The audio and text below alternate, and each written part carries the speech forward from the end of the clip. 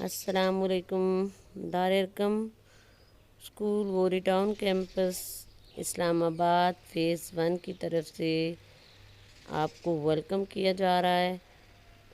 Welcome to Quran Nazra department. Quran Nazra department की तरफ से आपको आपके ट्यूटर कुछ सूरतों पर कुछ कवायद सिखाने जा रही हैं, तो उसके लिए आपको वेलकम किया जा रहा है। स्टार्ट करते हैं दुआ के साथ। रब्बी ज़िदनी इल्मा, रब्बी ज़िदनी इल्मा, रब्बी ज़िदनी इल्मा। आपकी टीचर कारिया हाजरा बीबी क्लास 3 के लिए लेक्चर स्टार्ट कर रही हैं। स्टार्ट करते हैं। आऊज़ु बिल्लाहि मिनश शैतानिर रजीम, बिस्मिल्लाहिर रहमानिर रहीम। सूरतुल लहब मकिय्यह, बिस्मिल्लाहिर्रहमानिर्रहीम। तब्बत यदा अबी लहब व तब। देखें इस आयत में तब्बत यदा अबी लहब व तब पर तब्बत के बा पर क़लक़ला किया जा रहा है। यदा के दाल के आगे अलिफ मद्दा हुरूफ है, इस पर मद की जा रही है। मद कहते हैं खींच कर लंबा करके पढ़ने को। अबी के बा पर अबी के या पर साकिन की अलामत है। ये छोटी सी दाल की शक्ल नज़र आ रही है, इसको कहते हैं साकिन, सुकून। इसका दूसरा नाम भी है जज़म। जिस हरूफ पर ये जज़म पाई जाती है उस हरूफ को पिछले हरूफ के साथ मिला कर पढ़ा जाता है, ठीक है। और इसको क्या कहते हैं? साकिन, सुकून। इसके दो नाम हैं, क्या? मेरे साथ मिलकर बोले, साकिन और जज़म। सुकून और इसके दो नाम कौन से हैं? सुकून और जज़म। लहब व तब, बा पर क़लक़ला किया जा रहा है और ये वाव के ऊपर आपको 3 शोशों वाली शद नज़र आ रही है। इस जिस हरूफ पर ये होती है उसको पिछले हरूफ के साथ सख्ती से मिलाया जाता है। आगे भी यही है, मद का कायदा आ रहा है। मा अगना अन्हु मालुहु व मा कसब, ठीक है। कसब, कसब के बा पर भी क़लक़ला हो रहा है। इसमें पहला जो कायदा आया था वो क़लक़ला का ही था। हरूफ क़लक़ला 5 हैं जिन पर क़लक़ला किया जाता है, जिनको पढ़ते हुए हम क़लक़ला करते हैं। क़लक़ला की मिसाल ये है कि जब एक बॉल को दीवार के साथ मारा जाता है तो वो उसके साथ लग कर वापस आती है। इसी तरह आवाज़ भी हरूफ क़लक़ला को पढ़ते हुए वापस आती है। तो हरूफ क़लक़ला 5 हैं, वो मैं आपको बताने जा रही हूँ नेक्स्ट आयत पढ़ने के बाद। सयस्ला नारन ज़ात लहब, ठीक है। हरूफ क़लक़ला 5 हैं, क़ाफ, क़ा, बा, जीम और दाल, ठीक है। मेरे साथ मिलकर बोलें। हरूफ क़लक़ला 5 हैं, कौन कौन से? क़ाफ, क़ा, बा, जीम और दाल। इसमें आपने सबसे पहला जो कायदा सीखा वो आपने क़लक़ला का सीखा। उसके बाद आपने शद के बारे में पढ़ा।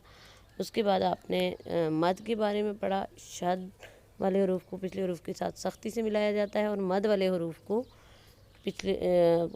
मद वाले हरूफ को खींच कर लंबा करके पढ़ा जाता है, ठीक है।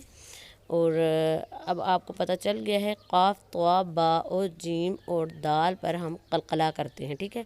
आगे है वम्रअतुहु हम्मालतल हतब।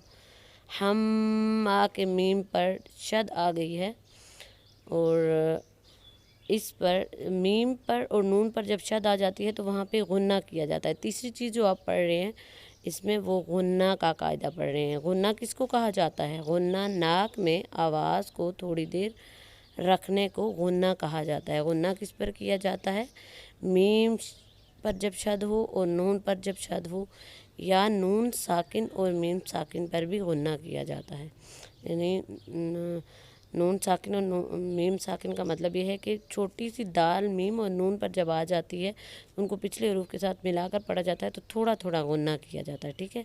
ख़तब के बा पर क़लक़ला होता है, ये आपको मैंने बता दिया है कि हरूफ क़लक़ला 5 हैं, क़ाफ, क़ा, बा, जीम और दाल। फ़ी जीदिहा हब्लुम मिन मसद, فی جیدھا میں یا کے ساتھ وہی جزم آ گئی ہے تو اس پر وہ کریں گے، ساکن کر کے پڑھیں گے، اور باقی وہی قاعدہ قوانین جا رہا ہے۔ تو اس کے بعد آ رہی ہے سورۃ الکوثر۔ بسم اللہ الرحمن الرحیم، انا اعطیناک الکوثر۔ اب دیکھیں انا کے نون پر شد ہے، تو نون پر شد کی وجہ سے اس پر غنہ کیا جا رہا ہے، لیکن الف پر مد آ گئی ہے تو اس کو کھینچ کر بھی پڑھیں گے۔ غنہ میں نے آپ کو پچھلی صورت میں بھی بتایا ہے کہ غنہ ناک میں تھوڑی دیر آواز رکھنے کو غنہ کہا جاتا ہے۔ وَصَلِّ لِرَبِّكَ وَانْحَرْ۔ اب اس میں نون ساکن کے ساتھ بھی آ گیا، وَانْحَرْ، نون کے اوپر ساکن کی بھی علامت آ گئی ہے تو یہاں پر بھی تھوڑا سا غنہ کیا جائے گا۔ إِنَّ شَانِئَكَ هُوَ الْأَبْتَرُ۔ ٹھیک ہے، اس میں نون کے اوپر شد کی وجہ سے اس پر زیادہ غنہ کیا جا رہا ہے۔ واو کے آگے جو لام آ رہا ہے اس کو واو سے ملائیں گے، اس لیے کہ اس پر جزم کی علامت ہے۔ جزم سکون کو کہتے ہیں، اس کو ملا کر پڑھیں گے۔ اب کے با پر آپ کو بتایا تھا کہ یہ حروف قلقلہ میں سے ہے، با حروف قلقلہ میں سے ہے۔ با کون سا حرف ہے؟ حروف قلقلہ میں سے، تو اس پر قلقلہ کریں گے۔ قلقلہ کس کو کہتے ہیں؟ تھوڑی دیر آواز کو ٹکرا کر واپس آنے کو قلقلہ کہا جاتا ہے۔ ٹھیک ہے، جو ان دو صورتوں میں آپ نے قواعد پڑھے ہیں وہ پہلے آپ نے پڑھا تھا قلقلہ کا قاعدہ۔ قلقلہ کے بارے میں آپ کو بتاتی چلوں کہ قلقلہ پہلے بھی میں نے بتایا ہے کہ قلقلہ حروف 5 ہیں۔ ٹھیک ہے، کتنے حروف قلقلہ ہیں؟ 5 حروف، قاف، طا، با، جیم اور دال۔ پھر آپ نے غنہ کا پڑھا ہے، غنہ ناک میں آواز بند کرنے کو کہتے ہیں، اور اس کے بعد آپ نے سکون ساکن کے بارے میں پڑھا ہے، تو اس حروف پر جس پر ساکن ہو اس کو پچھلے حروف کے ساتھ ملا کر پڑھتے ہیں۔ اس کے ساتھ ہی آپ کا لیکچر اینڈ ہوتا ہے۔ اللہ حافظ، فی امان۔